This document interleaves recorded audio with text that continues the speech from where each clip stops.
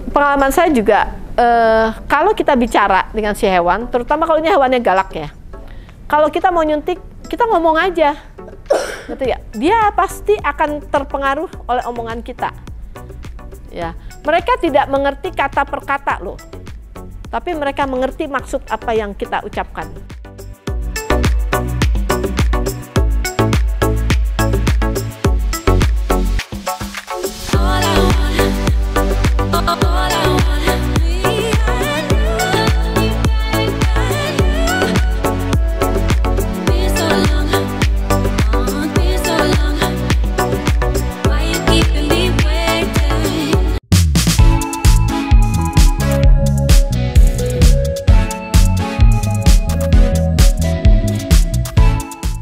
Terima kasih untuk PDHI Jabar 1 dan Nutrisel yang sudah mengundang saya, dan terima kasih untuk kolega semua ya, dan juga dari Pet Shop ya kalau nggak salah ya. Jadi Assalamualaikum warahmatullahi wabarakatuh. Shalom, Om Swastiastu dan salam kebajikan ya. Sore ini saya hanya akan sharing saja tentang apa yang saya lakukan dalam beberapa tahun terakhir ini ya. Semoga ini bisa banyak membantu, terutama bagi para dokter hewan ya, dengan profesi dokter hewan, karena selama sekian tahun ini saya sangat-sangat terbantu dengan mempelajari animal communication ya. Jadi hari ini saya akan mencoba untuk sharing, mudah-mudahan ini bisa berguna ya dan membantu untuk prakteknya kolega semua. Ini hanya perkenalan ya, karena kalau saya memberikan seminar dan workshop itu oke, jadi saya berusaha untuk sharing apa itu animal communication. Jadi animal communication itu adalah bagaimana kita berkomunikasi ya dengan pasien-pasien kita.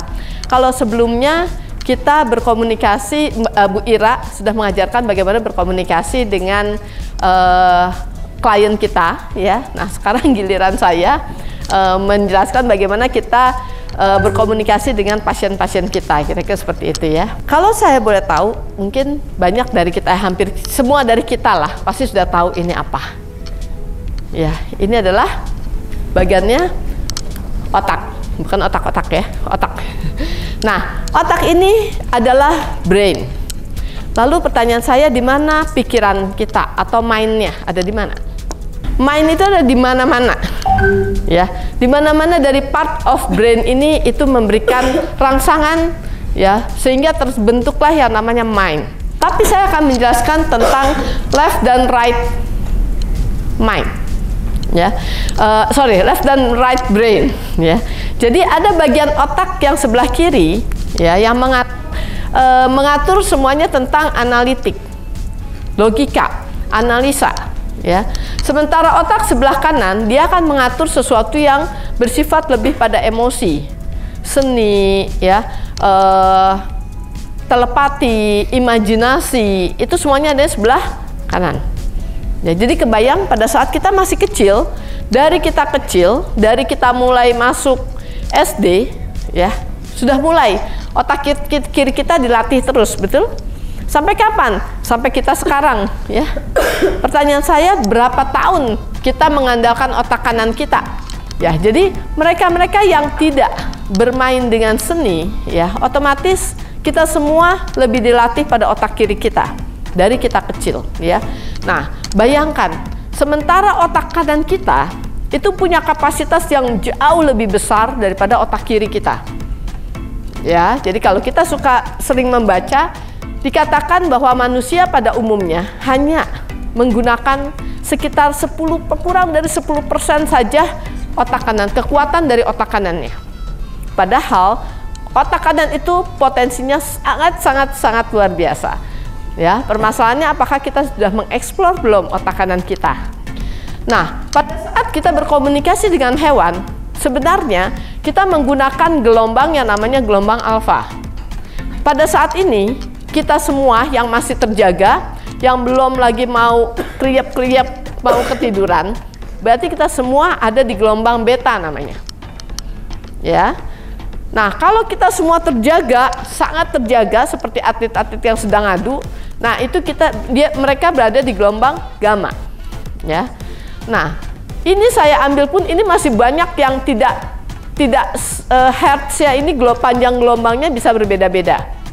Ya, jadi itu terlalu sulit. Jadi mana yang benar panjang gelombang alfa kok ada yang berbeda? Ya, pokoknya kisarannya mirip-mirip lah seperti itu. Ya, kita menggunakan gelombang alfa ini untuk mencari informasi. Informasi itu seperti apa? Semua makhluk hidup, ya, atau makhluk yang pernah hidup, semuanya memiliki informasi dalam subconsciousnya masing-masing. Ya, mau itu manusia, mau itu animal, hewan, mau itu tumbuhan, semua punya bank data. Nah, sehingga kalau saya mau berkomunikasi secara telepati, saya tinggal masuk ke gelombang alfa dan mencari informasi itu di subconsciousnya makhluk hidup itu. Jadi artinya apa? Artinya semua makhluk hidup itu punya data, ya. Data yang kita ingat itu adanya di otak kiri kita, yang kita ingat.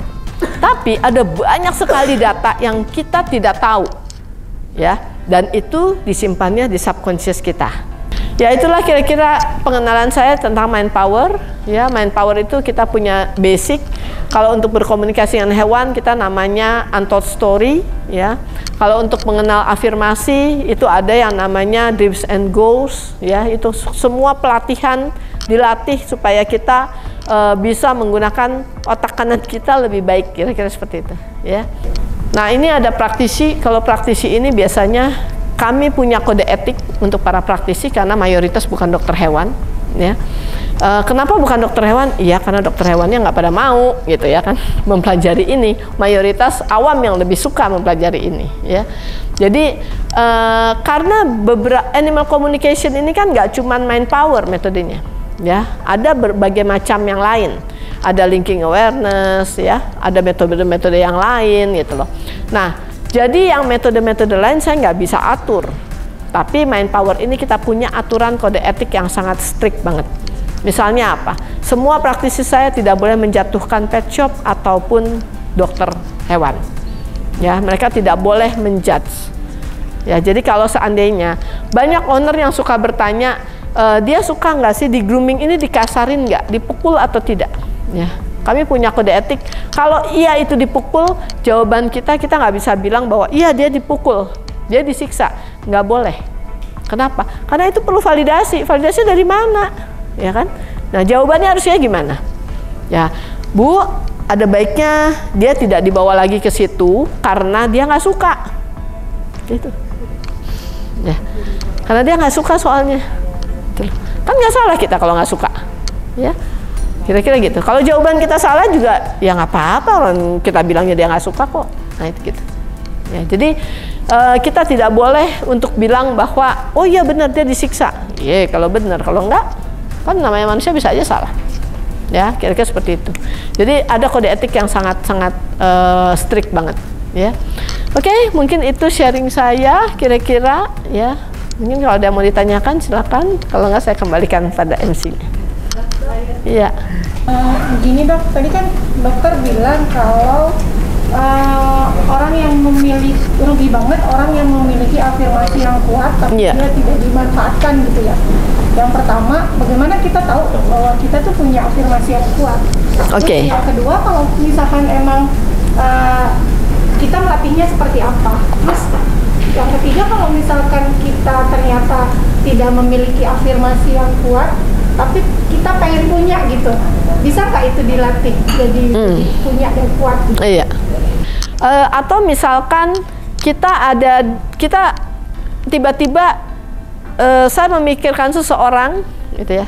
Nah, atau kita kepingin sesuatu, tiba-tiba ada yang ngasih, gitu. Berarti kita kuat di situ. Ya. Nah, kalau kita kepingin punya gitu gimana? Ya kita harus latih. Kita latih dengan sengaja. Ya, jadi contohnya misalnya latihan paling mudah adalah membuat buku impian, dream book. Ya. Nah, itu seperti itu. Nah, seperti apa detailnya? Itu biasanya kita buat pelatihan itu dengan sengaja. Ya. Waktu terakhir saya buat pelatihan itu sangat menarik banget. Jadi ada dokter hewan, saya lupa dari mana ya, dari Surabaya kalau nggak salah atau Malang itu. Ya, jadi ada 3 dokter hewan, ya kan itu pelatihan umum ya. Tapi ada 3 dokter hewan yang ikut, itu afirmasinya kuat banget. Ya, itu dan ada beberapa yang dilatih ya, begitu saya latih dan mereka praktekin. Lalu itu kita waktu itu pelatihan ada beberapa sesi gitu ya. Nah, jadi begitu dilatih ya, kita beritahu caranya, latihannya gitu. Nah, yang menarik begitu mereka lakukan, itu mereka ada yang bisa dapat job gitu loh. Jadi mereka sharing, mereka dapat proyek gitu ya. Karena mereka memikirkan, aduh saya kepengen banget ya punya bisnis ini gitu loh. Nah, itu kejadiannya dia lagi lari jalan pagi sama temennya, tiba-tiba mereka mau makan, masuk ke satu tempat makan, lalu ketemu sama temennya gitu loh, yang lagi mencari salah satu dari mereka, lalu mereka ngomongin proyek. Nah, itu kira-kira gitu. Ya kadang-kadang kita susah untuk mengkonek ini gitu, itu susah gitu. Kadang-kadang seperti itu. Ya jadi kalau kita cukup kuat di afirmasi seperti itu, coba itu sangat cepat sekali kalau kita latih. Ada 3 pertanyaan. Banyak banget. Itu yang menarik sekali ya dok ya, apalagi dilihat dari video-video dokter gitu ya, kayak di Instagram gitu. Jangan lupa like, subscribe, share, dan komen. Sudah dok. Oh, udah, makasih. Yang pertama itu, apakah semua penyakit itu bisa gitu ya dengan mind power itu? Selama ini berjalan, ada tantangan nggak untuk penyakit-penyakit tertentu yang dokter selama ini berpengalaman gitu ya? Kemudian yang keduanya, cara berkomunikasi dengan hewan kan secara verbal bisa langsung face to face gitu ya. Kalau hewannya tidak ada seperti tadi yang anjing yang hilang gitu ya, apakah perlu bantuan foto atau data seperti apa yang itu akan menguatkan tadi itu afirmasinya gitu ya. Yang ketiganya, pada saat saya praktek di ini gitu ya dok ya, pada saat mau nyuntik atau apa, kadang suka ngobrol ke hewan gitu ya. Suntik dulu ya, biar cepat sembuh atau apa gitu. Kadang beberapa klien itu bilang, dok itu sebenarnya anjing teh galak pisan gitu. Itu ada kucing yang sebenarnya nggak bisa diam, kok di kerja bisa diam gitu. Apakah itu salah satu bentuk mind power gitu ya? Jadi ada komunikasi yang kadang di depan dokter kok bisa diam sih kucing ini gitu. Itu bagaimana dok gitu? Oke. Pengalaman saya juga kalau kita bicara dengan si hewan, terutama kalau ini hewannya galak ya. Kalau kita mau nyuntik, kita ngomong aja, gitu ya. Dia pasti akan terpengaruh oleh omongan kita. Ya, mereka tidak mengerti kata per kata loh, tapi mereka mengerti maksud apa yang kita ucapkan. Ya, itu seperti itu. Mereka itu mirip seperti itu. Jadi bukan kata per katanya. Ya, jadi kalau kita mau nyuntik, kita tinggal bilang sama dia, anak pinter, sebentar ya sayang, gitu ya. Oh, jagoan, jago nih mah nggak kerasa, gitu. Nah itu kayak gitu. Itu emang efisien banget biasanya. Ya, nanti pulang makan mana McD, gitu. Gitu ya. Jadi ya kita ngomong aja gitu. Ya umumnya mereka nggak ini. Meskipun ada beberapa kasus di mana, ingat ya, tidak semua hewan suka dibelai-belai, ya, diusap-usap, hati-hati. Ya jangan sampai, apalagi bagian kepala. Banyak kalau dia tipikalnya dominan, mereka nggak suka pasti. Ya, dan jangan lakukan itu. Ya, jadi yang paling aman di mana? Yang paling aman daerah dada, perut, itu di atas, di punggung, nah itu masih lebih aman. Ya, selama dia nggak ada sakit, nah itu nggak ada masalah. Ya, jadi betul banget dok, dilakukan aja terus seperti itu. Ya, kita berbicara dengan mereka, mereka mengerti maksud kita. Umumnya gitu, itu yang ditangkap oleh mereka. Kalau semua kita bermaksud baik, umumnya mereka mereka akan nangkap sesuatu yang menenangkan buat mereka. Ya, kenapa mereka galak? Karena mereka curiga, biasanya gitu. Ya, dan berita baiknya adalah kalau kita bertemu dengan hewan di alam itu lebih cepat lagi nangkep maunya kita, lebih cepat lagi. Ya, itu amazingnya seperti itu. Ya,